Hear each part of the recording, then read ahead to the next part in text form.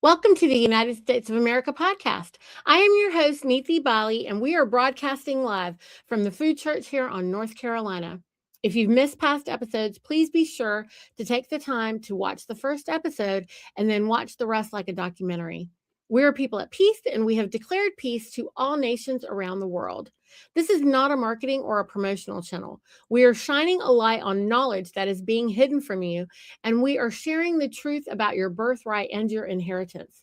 We have moderators who are assisting in the comment section, so be kind and self govern. And if you have any questions, please put them in all caps and only enter them once per show.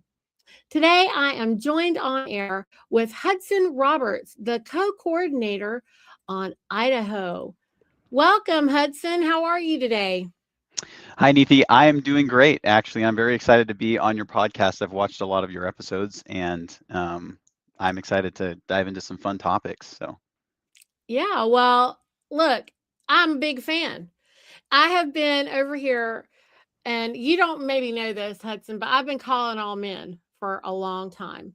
And you and I spoke about this briefly the other day, but you know, as I was observing how things were going with our assemblies, then I felt like we really need the men because the men are the enforcement. And I felt like we were lacking in that, on most of our assemblies. And I mean, rightfully so, right? Men are working, they're earning, and they are really taking on, they have so much responsibility in caring for their families and helping everyone, just go. Women, we have historically always done the philanthropic work, and that is what we're doing here now. But I think it's time. It's time for the men because everything that we were doing, I felt like we were coming to a head because we're Anna and the thousands of people that she has arrived here with, because she has not arrived here like some lone ranger. I mean, let's all be clear, Anna, when she went before the Pope and the crown, she did that with, you know, a group of 900. So this is not something that someone has done. This is something that many great people before us have been working on, and this is a mission. This is a rescue mission. We're rescuing all men from bondage. And when I say men, I'm talking about in the real meaning of man. Um, everyone should go and reference their New York and Chicago Manual of Styles of English Grammar, because that is including men and women, but all of mankind. And so I stumbled upon one of your videos, and I was like, who is this?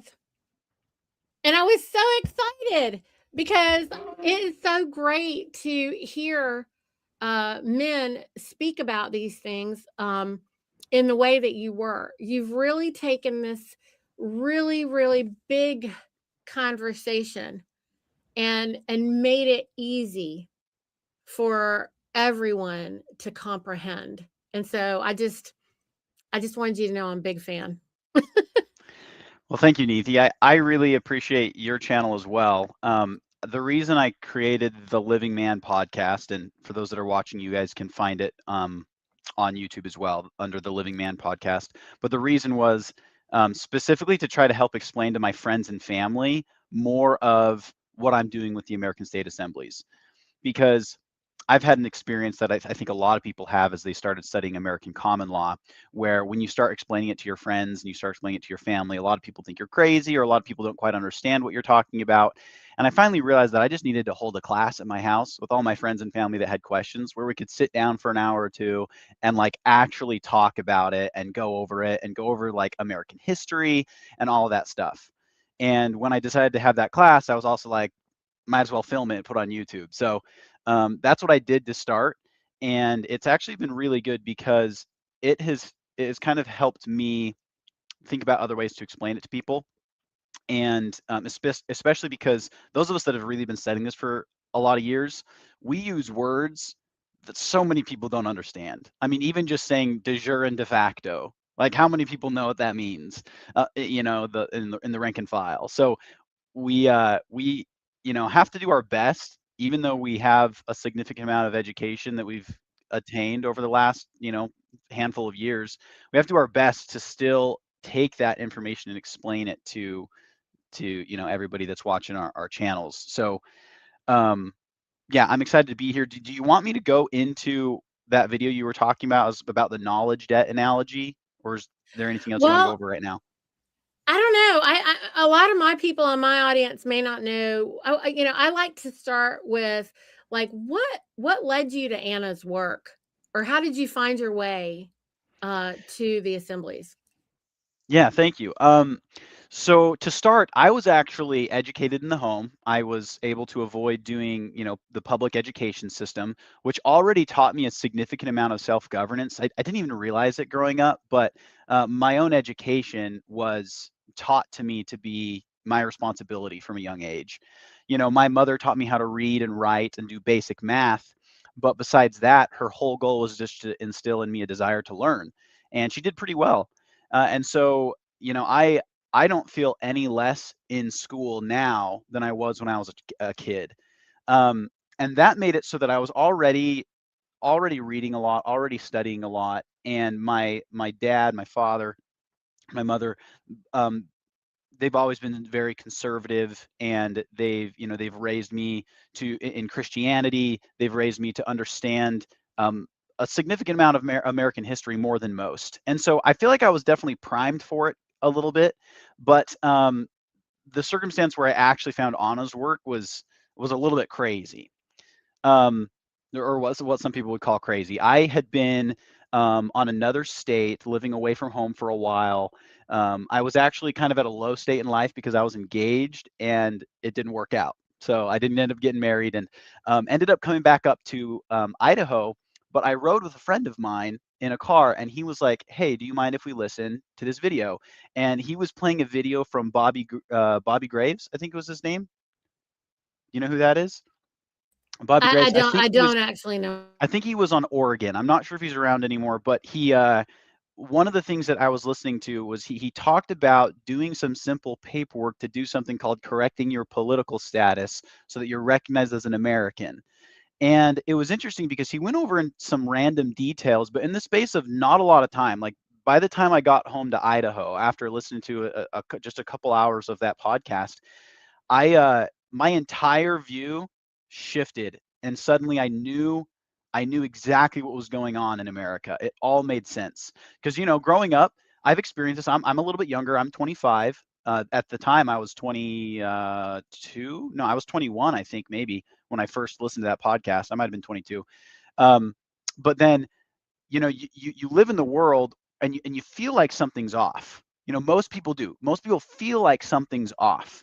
They're living their lives. They see politics, and they just see this big debate between Republican and Democrat, and it doesn't quite make sense. Nobody really wins. It's just this big charade, and most people can tell that something's wrong, but they can't really tell what, because they just don't know where to find the truth.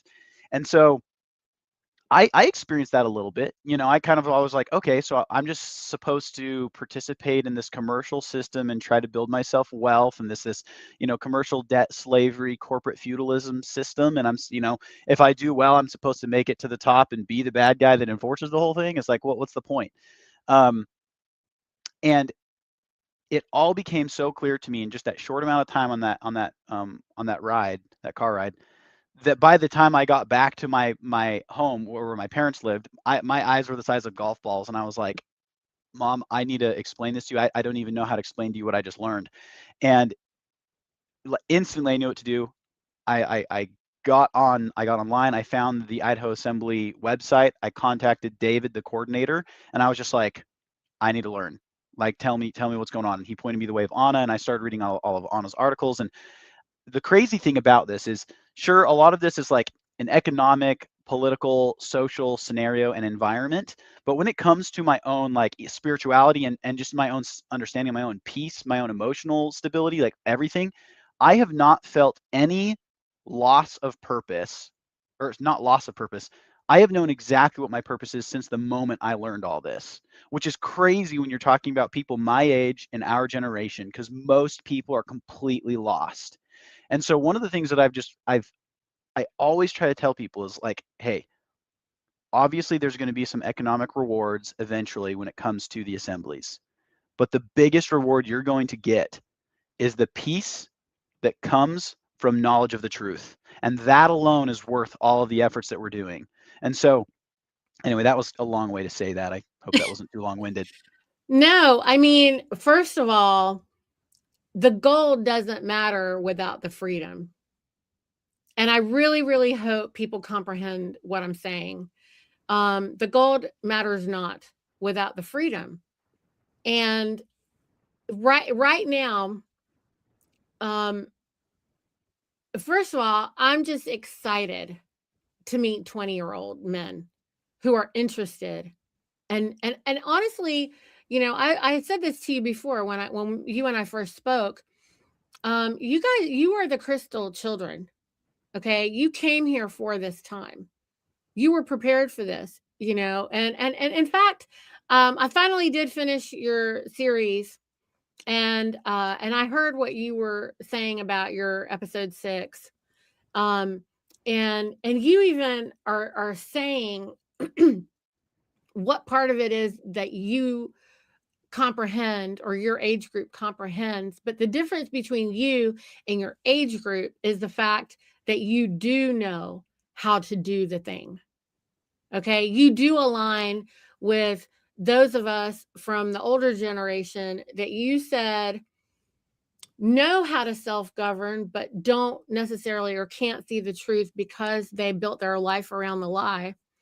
Or there's those like me who are also here for this time, who have never fit into the lie, couldn't even lie. Every time I tried to lie, I failed. Like it doesn't work for me. I couldn't make money on the lie. I couldn't I couldn't be institutionalized. And so, in fact, I did the complete opposite, where the de facto they deemed me a self-proclaimed governing body. And that was before I even met Anna. But being able to have met her and then learn from her, I was able to then know the full truth of why I was able to do what I did. And that for me was an instant clarity of, oh, that's all. Oh my gosh. And also just just knowing that, and I said that to Anna. I said, no one knows that we're still operating in this draconian, feudal system. I mean, and so of course it makes sense. And now when I'm watching the law enforcement officers, with the war on drugs, I'm like, these are just two pirates fighting with each other. And we're in the middle of it all. And they're one side is trying to make us believe that they're the good guys, and that's the reason why there's this confusion about who are the good guys between the two of them, because they're both equally evil and both equally good if you're looking at it in that theatrical performance, right? But the thing that you said since then, that I do want you to share. Like, you said something profound.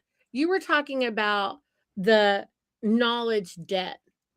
And I was like, this is something I think men can get with. I think they Yeah. can hear it. So why don't you tell us about that a little bit? Yeah. So the reel you watched, it was like a 7-minute video. I This is a concept I had started to learn because I've had a lot of friends that were raised in the public education system, and not only were they not only because of that did they have some belief sets that I just recognized were just inaccurate to actual reality, but I also recognized it in myself that even though I was raised in the home and educated in the home, I had a pretty good method of self-educating. I was still very much influenced by my social life, very much influenced by social media, very much influenced by entertainment, video entertainment, specifically like Hollywood and movies and TV, all these things that are designed to get the end user to think a certain way. And I started realizing there was a significant amount of unlearning that I had to do before I ever was able to grasp the situation, how it actually sits in the real world.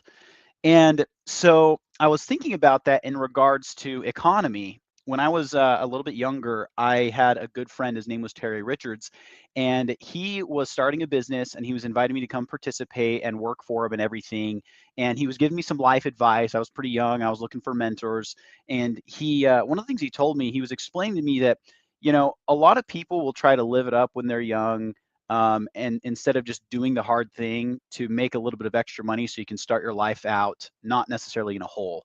And he said to me that most people start their lives out in a hole, um, specifically like with debt of some sort, or they're at least broke, and so they're not usually able to start off life making good financial decisions. And so he was talking about this economically, obviously, and there were some principles involved, and we could dive into that. That's not what we're talking about right now. But I remember, what I came to realize is that same principle of debt, or starting off in a hole, applies to knowledge. It applies to the mind. It applies to intellect. So a lot of people have these beliefs that, given the context of the lens they're looking through, make it so that they can't perceive the rest of reality.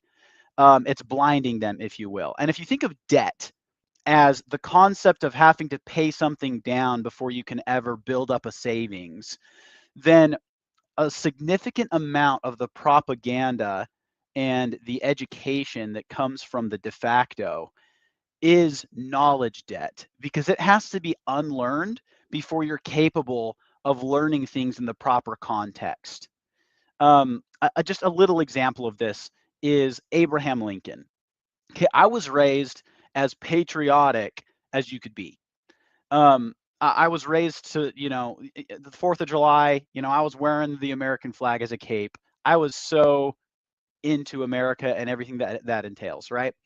And one of the things I realized when I was started studying American common law is certain things that the Lincoln administration did that were actually totally terrible.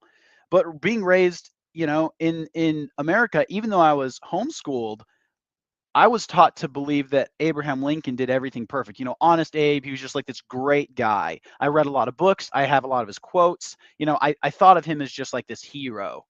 Um, and so one of the things I had to unlearn was the idea that any given person in history is either just totally good or totally bad. That usually there's a little bit of a mix of both, and usually the victor writes history. And so I had to start unlearning certain concepts and certain ideas. With Abraham Lincoln, for instance, I had to come to realize that some of the things that his administration did, including the 14th Amendment, as well as the public slavery that came about after private slavery was made illegal. Um, that was kind of a hard pill to swallow, to realize that something that I had associated with what I called my patriotism was not true. And so, I ended up recognizing the difference between um, the propaganda machine and authentic sources. And I realized that you can't perceive history through someone else's eyes. You have to get to the source material. For instance, I remember when I was a kid, they said something like, some of my friends were like, "Hey, we just got new history books." I was like, I was not in public school there. I was like, "New history books? Like, you mean just like a reprint because your other ones are getting old?" And they were like, "Oh, no, no, no. Like, they're new ones, like newly written."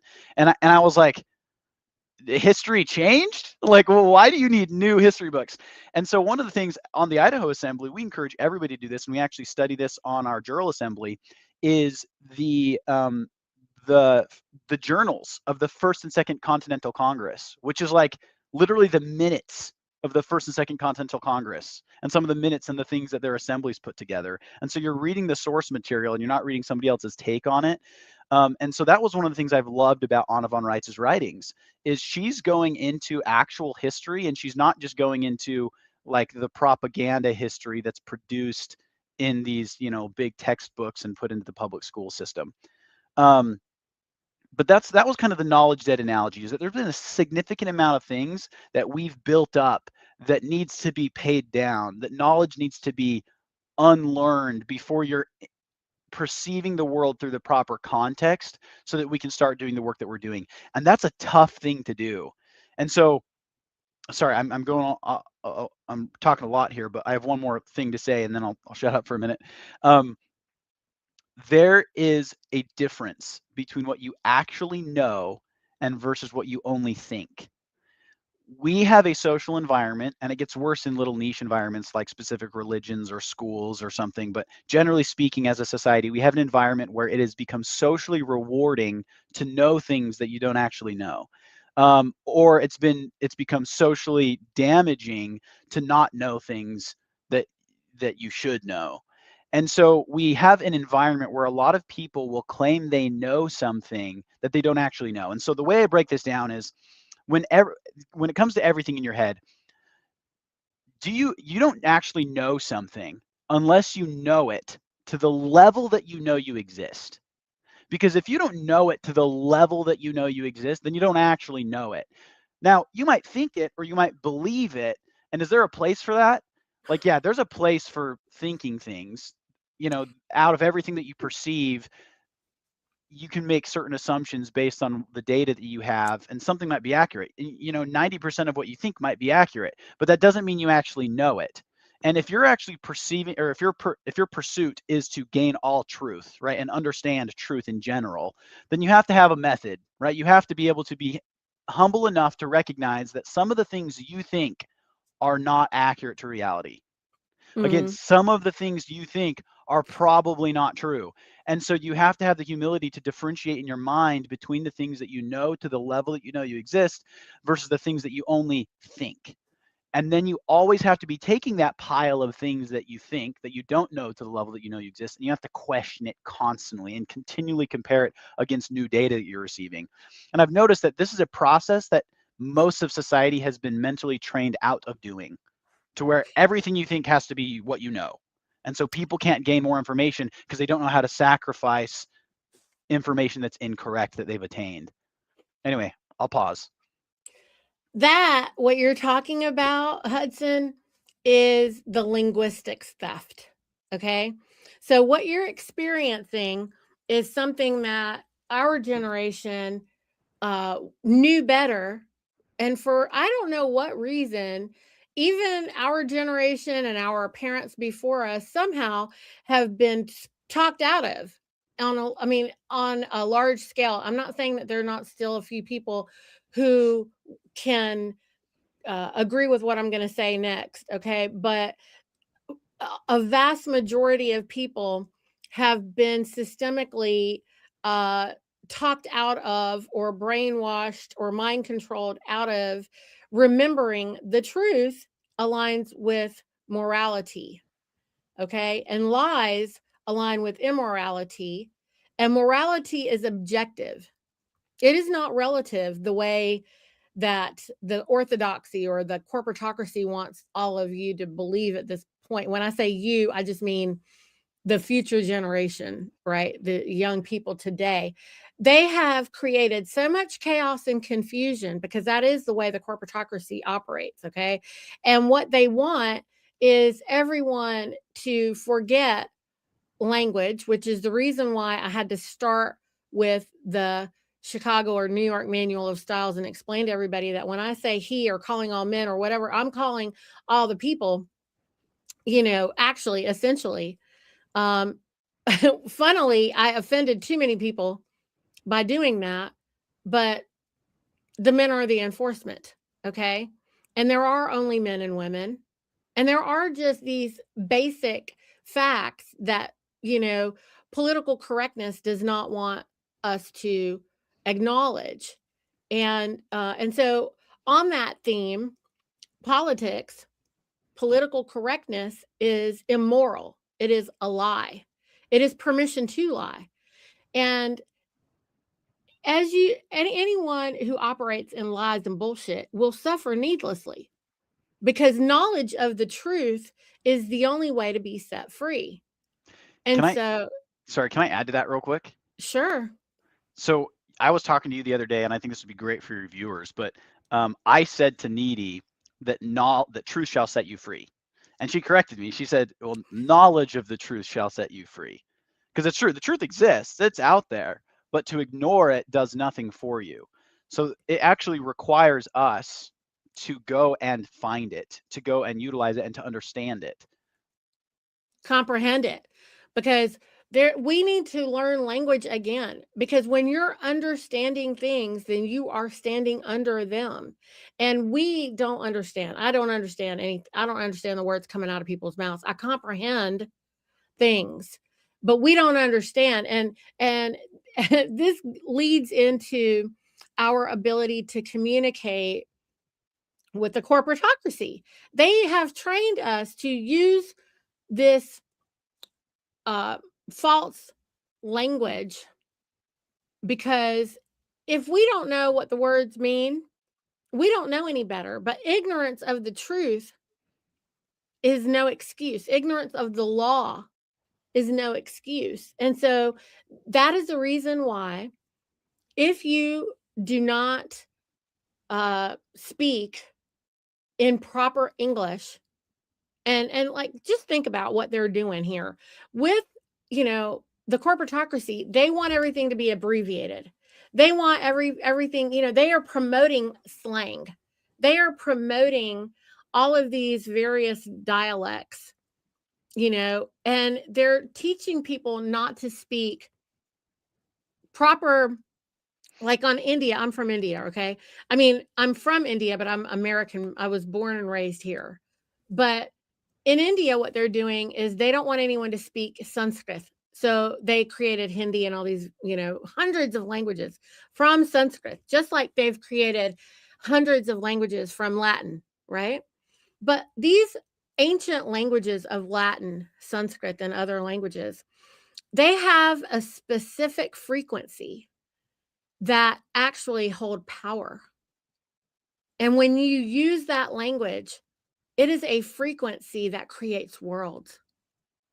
And they don't want anyone to know about that. And this is what you young men need to know, because we don't want to, like, what they want to do is erase those languages. They want to say, that's a dead language. Why should we care to know that anymore?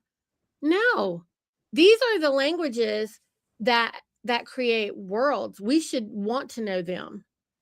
They're trying to say that right now about Sanskrit on India, but all of the prayers, all of the religious texts are in Sanskrit. And so they aren't going to be able to get rid of it that easily. But it's the same thing for Latin, if you really think about it. And so one of the things that Anna is doing is educating us on the difference between Latin and all these various languages, and teaching us real American English, and the difference between American common law and just rando common law, because common law is common anywhere that it is, and it's different on every nation and on every county and on every township, right? So all these things matter, and it's really important. But the number one thing that we have to get everyone back on track with is that morality aligns with the truth, and immorality aligns with lies.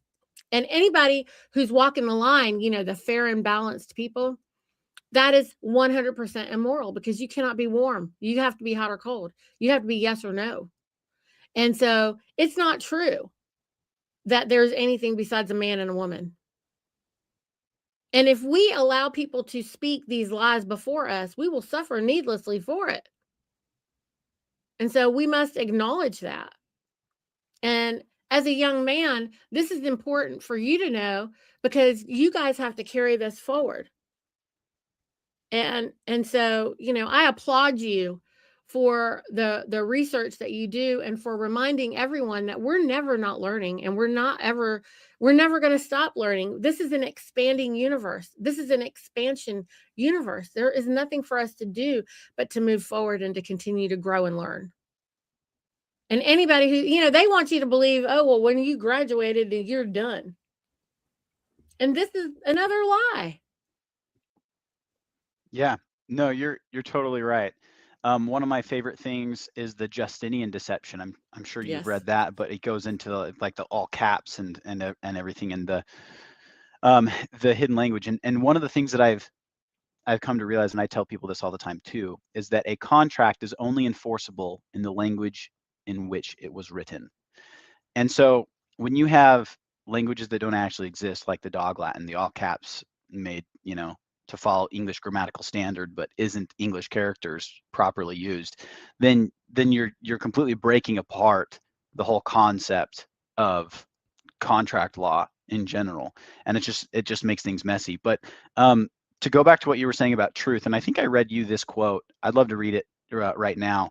This is from Ayn Rand in her book Atlas Shrugged, and it says this: "The man who refuses to judge, who neither agrees nor disagrees, who declares that there are no absolutes and believes that he escapes responsibility, is the man responsible for all the blood that is now spilled in the world. Reality is an absolute. Existence is an absolute. A speck of dust is an absolute, and so is a human life. Whether you live or die is an absolute. Whether you have a piece of bread or not is an absolute. Whether you have whether you eat your bread or see it vanish to a looter's stomach is an absolute. There are two sides to every issue. One side is right and the other is wrong. But the middle is always evil. The man who is wrong still retains some respect for truth, if only by accepting the responsibility of choice. But the man in the middle is the knave who blanks out the truth in order to pretend that no choice or value exists, who is willing to sit out the course of any battle, willing to cash in on the blood of the innocent or to crawl on his belly to the guilty, who dispenses justice by condemning both the robber and the robbed to jail, who solves conflicts by ordering the thinker and the fool to meet each other halfway. In any compromise between food and poison, it is only death that can win. In any compromise between good and evil, it is only evil that can profit." But that goes along with what you're saying, that ultimately there is morality and there is immorality, and there's what is true actually factually, and there's what is not true. And this is as simple as recognizing that you exist. Like, think about it. Do you exist? And that this is really the only, there's been philosophers that talk about by the end of their lives only realizing that the only thing they truly know is that they exist. But that is sufficient enough to recognize that morality exists. Because if you can comprehend that you exist, shocker, you can comprehend the value of life, because Hmm. you will find that you can experience peace, you can experience joy, you can experience pain, you can experience hurt. And unless you're looking for hypocrisy and a suicidal method of existence, then you will come to realize that all life has value and that it needs to be given the same respect that you would want yourself to be given. And that's where morality comes into play. That's where natural law comes into play. That's where the do no harm, the highest law of heaven, comes into play. It is not a long process from recognizing you exist to getting to recognizing that morality exists. That's where they want to confuse you. Like, is there a God? Is there a creator? Do you even know? They want you to be confused. They don't want you to know anything. They want you to believe it's not possible for you to know. This is nonsense. And we should all be able to powerfully say that. They want to make you feel uncomfortable saying that you know something. Who do you think you are? You're the knower of all things. Yes, I am. Yes, I am. I am who I am. And I know, I mean, you have the ability to know whatever you want to know because you can find it, right? Yeah, if it's true and it's real, it can be studied and it can be comprehended, right? The Correct. One of the things I say a lot too is everything that is true is just as true as everything else that is true, and everything that is false is just as false as everything else that is false. Correct. It's very simple. And so that's where they want to confuse you with morality because, there's your morality and my morality. No, the hell there's not. There is up and down, and there is yes and no, and there is morality and there is not morality. There is lies and truth, and that's all it is. Morality aligns with the truth. So, they also want you to believe there's an opposite of love. No, there's not. Hate is not the opposite of love. There is no opposite of love. Love is the divine solvent of everything. Love is the divine solvent of everything. And the only people that aren't aware of that are people who have never experienced, um, like really knowing love. And once you actually experience it, there is nothing that you can't walk through, like I've said before, we were forged in the fire. I've lost a daughter and I've been through a lot of things, and a lot of people feel like, oh, she's like mentally unstable because of that. No, that is a medical mafia nonsensical bullcrap. Okay. I've taken responsibility for what happened, and I know what my part was in it. And I also have forgiven myself for it, because we can't know what we don't know. But once you realize what is happening and what they're doing and how we're participating, and then you decide, oh, I'm not doing that again. I'm not doing that anymore. You know? And then I don't have to wonder anymore, Hudson, right? Don't you think, like you said, you told me that when you were learning this, it was as if you were having a massive download. And I know what you're talking about because I have had that experience as well, where it's all of a sudden like, oh my gosh, everything is so clean and clear. And then when you can accept that, then there is nothing to be upset about anymore. Once you know that there is nothing that you cannot know, I mean, you might need to research it, you might need to look, but you know that you can find it. You know that if it's real, it can be found, right? Like you just said. I mean, we're saying it a whole bunch of different ways. But once you have that knowing, I mean, would you agree or disagree that it makes it easy? There's nothing else more to argue about, because we just know everything's going to be, I mean, there's nothing serious going on here. We realized that people were hiding things, and now we know we can find it. And it's just that simple, right?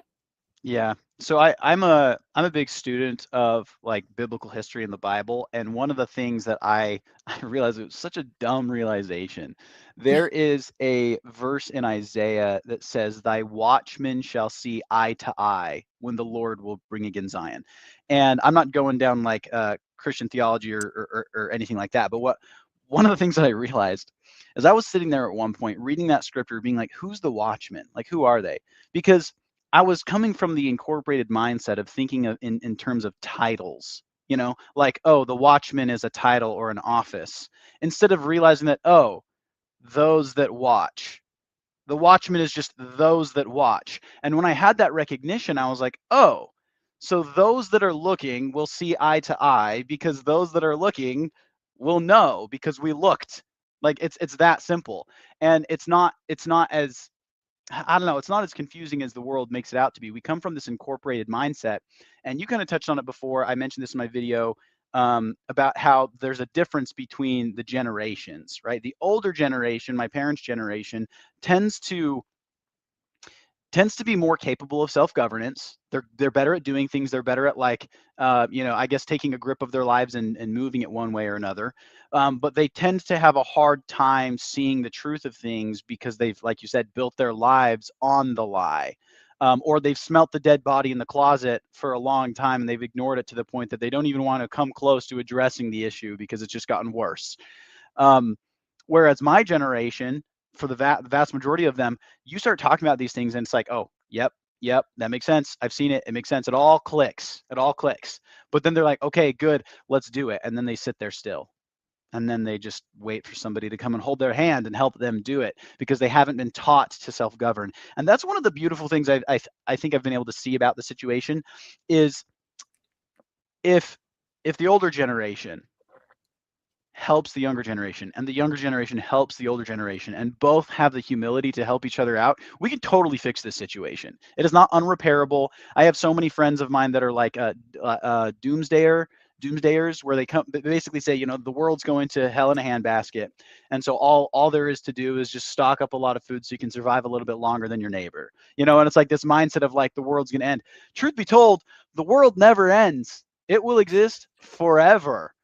And we have an endless amount of history in the future to see, and we have a significant amount of work that we can do, and we live in a day almost bigger, if not bigger, than the printing press, where it's only been a couple generations, not even a full generation, since we had phones and the internet to share information instantly. And it's making it so the de facto cannot keep their lies under wraps. Like, information is everywhere. The only thing they can do is try to distract people by dumping a lot of useless information in with it, so we get a little bit distracted. But if you know how to look for what is true, and you've had the experience of recognizing that, yes, there's truth, then it becomes crystal clear, and there's really nothing, like you said, that you can't come to comprehend. You're a little bit better at that than I am. Come to comprehend. And because of that acquisition of that truth, you can experience a significant amount of joy, you can experience a significant amount of peace, and you can be made into someone who is able to help society in a significant way, help your family in a significant way, bring people peace, bring people security, bring people knowledge that things are going to be okay. We're going to fix the situation. The de facto, it's a snake with its head cut off. It's thrashing around, but it's dying. Mm-hmm. Well, your generation, from where my observation lacks the hands-on. I'm not saying that all of you, like, you obviously know, okay, and you know how to get in there and get it going. And if we can figure out a better way to get my generation and your generation to remediate these couple of things. Your generation, the majority of the people, wouldn't you say, they were so helicoptered that they haven't actually made the scrambled eggs. They've only watched the video, okay, or whatever it is, right? And but there's very few of them that were allowed to touch the stove and get burnt, right? And whereas our generation, we were playing with the fire all the time outside. Nobody was supervising us at all. We have all the scars and all the side effects to as evidence to show that we had those experiences. But and so we come a little bit harder, right? And so yeah, I mean, because we're able to fail forward at some point. I think that we were just stuck because we were like, no matter how hard we press, we can't break out. And now we've come to a moment where we've found the solution. And for us, we're still, like, a lot of the people of our age are still trying to figure out, how do I break through? But I got to disentangle from, this web that we're more bound in than you are. Look, as a 20-something-year-old, you hardly have any credit or anything going on.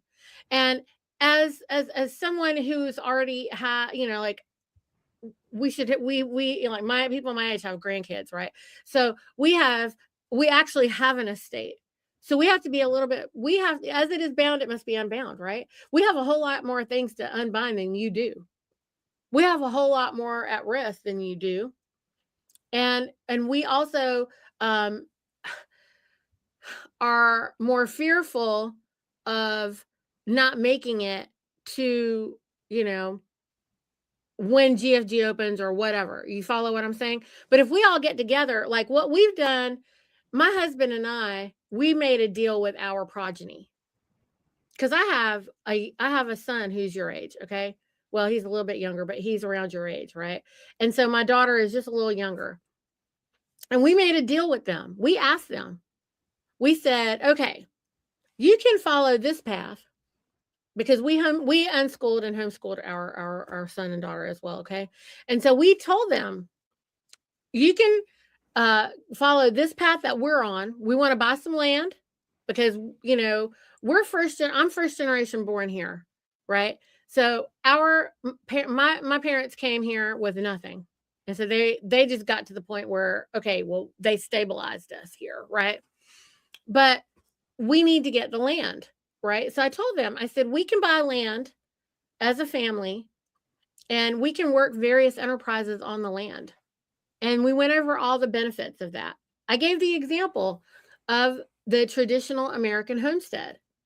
This is how America was before it was industrialized, before the 20s. In the 20s, what they did was they passed this thing called the Flexner Report. That was by Rockefeller and the Rothschilds. They put together, this man named Flexner did a report where they centralized all the systems. Okay. And this is all to centralize it around banking. But before that, we had tradesmen. We had skilled tradesmen. America was built on skilled tradesmen. There were no banks because what they operated on was guilds. And so they didn't need banks. They operated on guilds and they operated with their word. This is something people need to study, okay? And we can get back to that. Because when you have skilled tradesmen and they're trading things, then skilled tradesmen only have to work as much as they need to earn whatever it is that they need for themselves, which whatever you might need just for yourself or your family is really not that much. And so you don't have to work yourself to death for that, And we just, that's where Anna's trying to get us back. She wants to get us back to where our land is ours before we were usurped. There's no reason we should be taxed on something that's ours. And so Yeah. we just, what we need to do is get everything back to what is simple and get back to honor. Yeah, no, you're absolutely right. The property tax is, I say this to my friends all the time, is the root of all evil, but it actually is, because every bit of the corporate structure rests on all of the people that support it, right? And so if you create something like a property tax, what you're doing is you're making it impossible for people to live outside of your commercial structure. If you have the ability to own land and it won't be taken from you because it's your land, you can live off the land. You can live outside the system. You don't need very much. Like you said, you need, food to eat, which most of it you could probably grow. And so that's one of the amazing things about what Audubon Rights is doing, and about the Global Family Bank, and making sure that we have our assets claimed, and making sure that it's set up so that, it's really weird. I've had a lot of people kind of hate on me a little bit for doing what I'm doing. But it's weird because there are also people who claim to be like super conservative and American, and they'll even talk about how corrupt the government is, the de facto government, and how it's going to collapse and it's all going to go downhill. But then it's like, the moment somebody is like, okay, that being the case, let's do something about it. Let's set this up. Let's make sure that we have our paperwork in order so that when the de facto fully collapses, there's someone there, to make sure that the entire economy doesn't collapse. And so that's one of the things that I've loved about Audubon Rights' method and everything. Can I read my poem? I want to hear that, but may I make a comment about what you just said? Yeah, go for it. So what you're referring to is the moral outrage. And this is bullshit, okay, y'all. So the moral outrage of, because they built their lives on a lie. These conservative people that you're talking about are the ones who believed in the lie, built everything on the lie, and now they are they're kind of angry that Anna they are feeling, they're receiving this truth as us calling them liars. And that's the ego. It's an ego problem. And what they need to be able to do is get past all of that. That ego, the reason they have the ego is it is a mask. It is their guard It is what they built around them to protect themselves from all of the abuse of the masters. And what we need them to be able to do once they get their guard down, they're not going to get their guard down that easily, okay? Because they have taken the real hits, because they did touch the real stove. Unlike y'all's generation that just virtually did a lot of this stuff, our generation actually did it. So, I mean, we were the crazy ones that were, jumping over each other with our bikes and the logs. We would make our own little ramps, and we would actually do it, and we would run over each other and stuff, okay? So y'all weren't allowed to really go outside and do that. I mean, most of that generation, I'd say. So, um it's the moral outrage. And if we can just help people, if we can just soften them enough for them to really uh find a way to believe, no, not believe. We want them to know what Anna is saying is true. And so part of the reason to call all the men is the men are going to test it, right?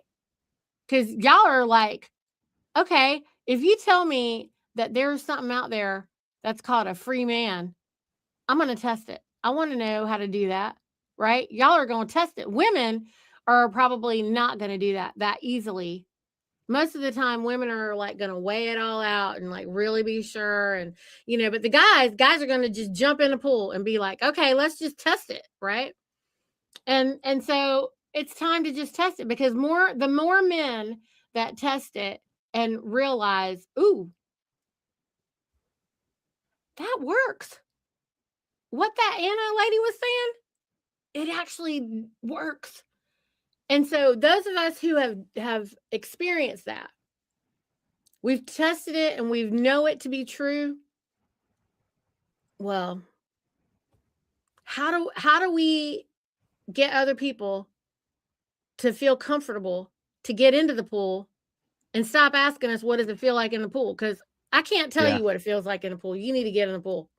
I have a good friend. He's actually the justice on the Idaho Assembly.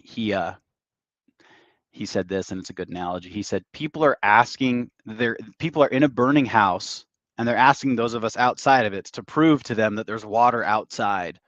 It's like, you're in the burning house, get out, And the going back to the That is such a generation, good one. That's yeah, such a good one. it's a good analogy. The reason, or going back to what you said about I guess the pride that comes in a lot of the people that have drank the Kool-Aid and are all about the U.S. Corp and everything. I think one of the biggest ways that people can start correcting their status more is once they just realize the substitution scheme, the bait and switch, because it's not bad for somebody to be proud of their country. Everything that they think that they're rooting for on the 4th of July when they're, saluting the flag and everything, all of the things that they actually think is moral and good, or what they call patriotic, all that stuff exists naturally. Your family exists naturally. Your countrymen, they exist naturally. The founding fathers, what they did, that actually occurred. The Constitution of the United States, the multiple constitutions, the Declaration of Independence, like that happened. And the corporate structure, they tried to get you hyped up on that, what they call patriotism, and then they just redirect it into their business franchise. And so it's not Yeah, about us trying to it's get a them to fake. let go of what they call patriotism. It's not about them trying to let go of that. It's about helping them recognize that everything that they actually care about, all of those things that you think that you're supporting, that exists outside of that US corporation that's taking your sons and daughters and sending them off to mercenary conflicts, sold as cheap mercenaries for foreign interests. And so that's one of the reasons I wrote my poem, actually. So this might be a Okay, good let's segue, hear but the poem. Yeah, yeah. yeah, so I wrote this relatively recently after not recently, but after I corrected my status. So it's called The King or Slave. Here is a man who is not a slave in the land of the free and the home of the brave. He was born in America, where he lives like a king, and he honestly believes he can do anything. Nobody tells him what to do, except for some leaders he listens to. After all, he is not a slave in the land of the free and the home of the brave. And besides some taxes he's compelled to pay, he does what he wishes from day to day. He gets to decide what he thinks is true and support the causes he chooses to. He is grateful he is not a slave in the land of the free and the home of the brave.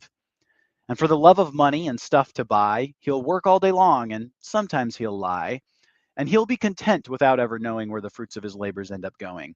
Because that's how it works when you're not a slave in the land of the free and the home of the brave. So he'll follow their statutes and follow their codes, believing his taxes are building the roads. And he'll be happy, though he's never known what freedom is like because he's never been shown. He honestly believes he is not a slave in the land of the free and the home of the brave. And although he believes he's truly a king, he needs a permit for everything. A permit, a license, and registration, or the fear of a fine or of a citation.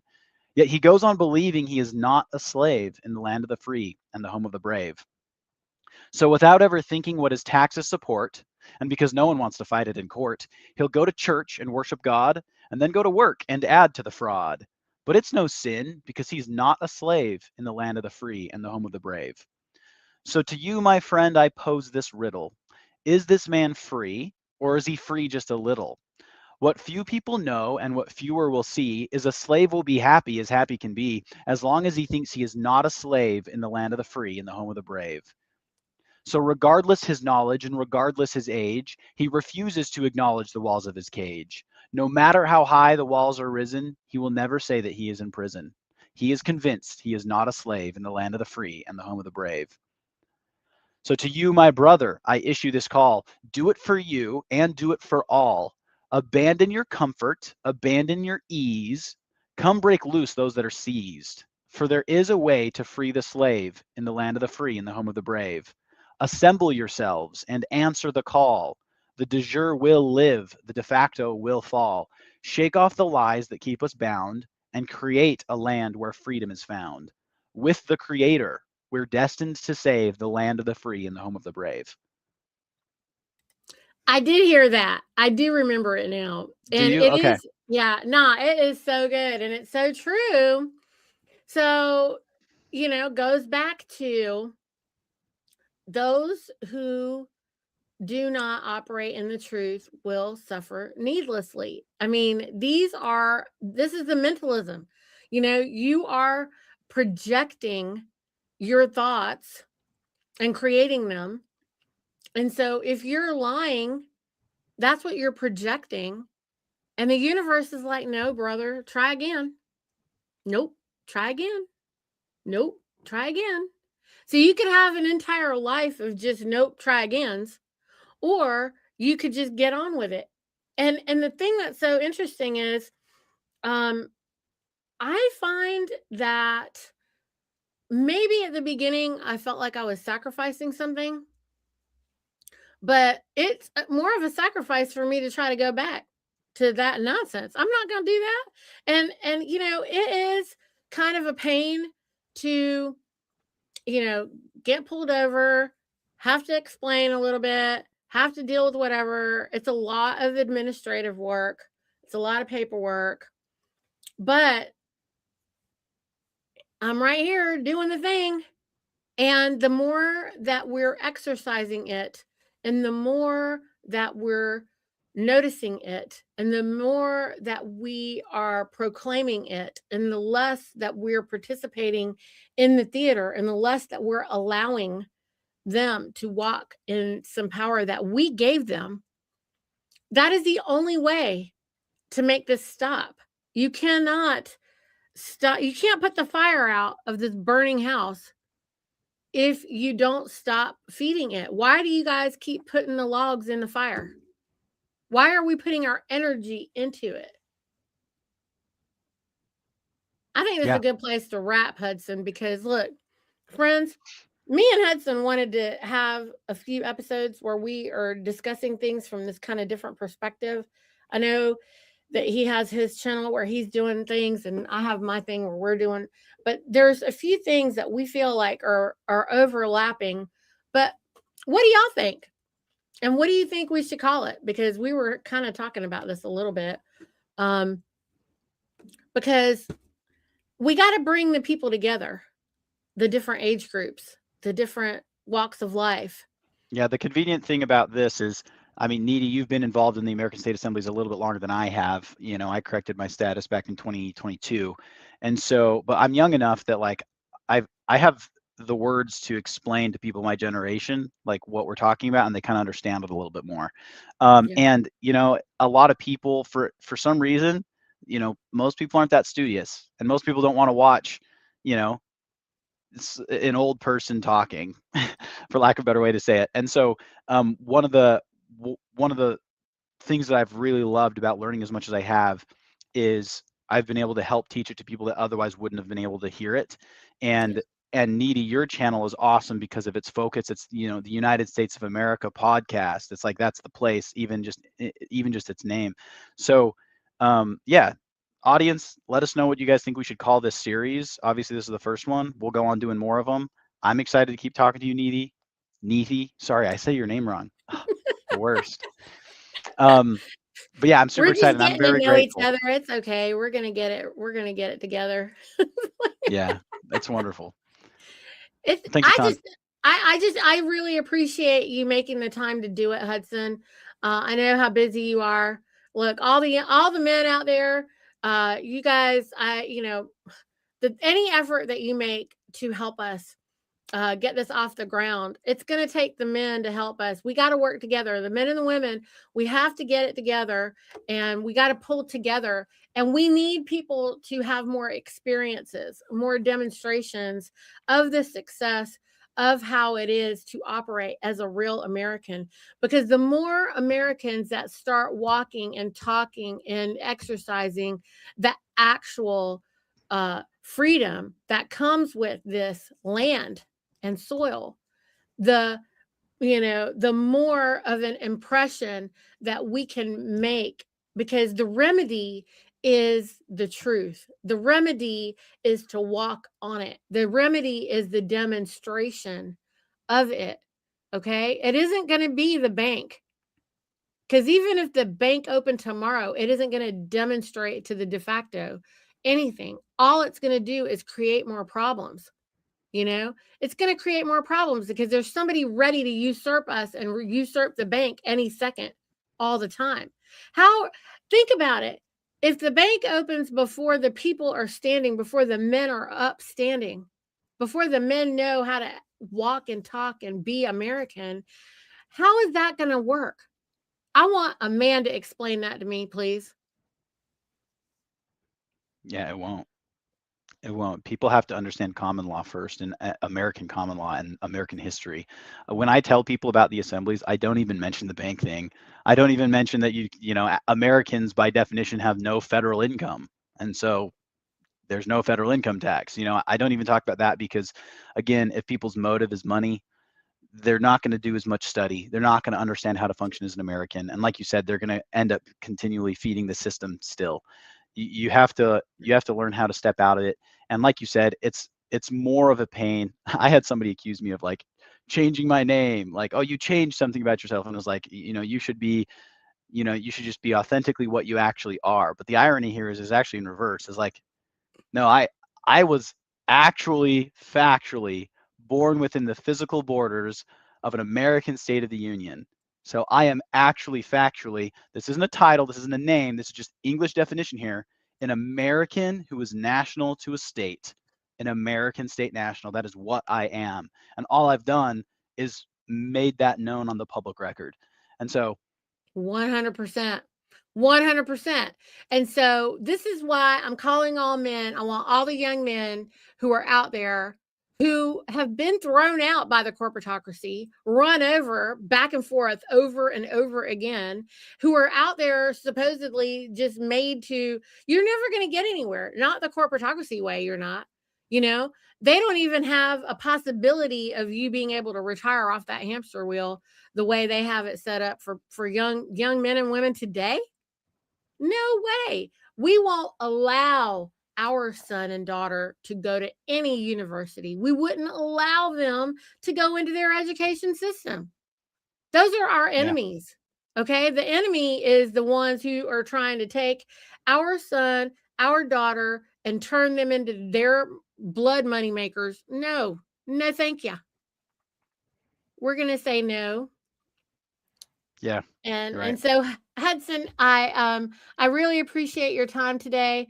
I know that you're doing this in the middle of your workday. I want to honor your time, and I thank you and praise you. And next week, I'm taking a break. It's an Easter break. It's actually also my daughter's born day. She's going to be turning 18, so we're going to be with the Exciting. family and celebrating with the family. And so I'm taking a break from everything next week. Yeah, And just then, message me. We could do it either the week after that. yeah, Let's see. Yeah, we could probably do it the week are after we that. good to get back on track after that? Yep, let's do it. Let's do it. And we're going to do it until we feel like we've talked it all out, whatever it is. And we're just organically allow this to play itself out. I really appreciate everybody who linked in with us. I see you got a bunch of people linked in. That's awesome. And we need to get our American media network going. And Yeah. so let's work on that as well. And I will see, we'll see everybody here. We're going to do this on Tuesday. So get ready to join us, everyone. And thank you again, Hudson. Thanks again, Neethi. All right.